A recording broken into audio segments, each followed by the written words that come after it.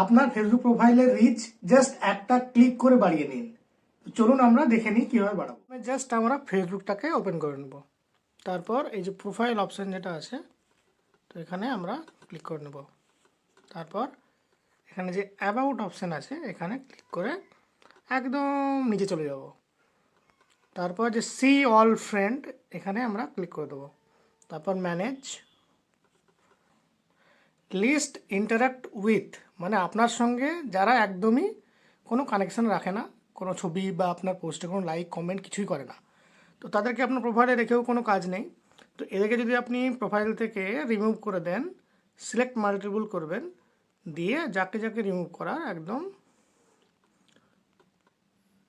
Remove করে নেবেন, দিয়ে এখানে যে একদম আনফ্রেন্ড।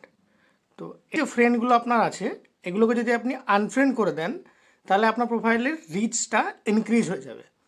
তো এইভাবে আপনি আপনার প্রোফাইলের রিচটাকে বাড়াতে পারবেন।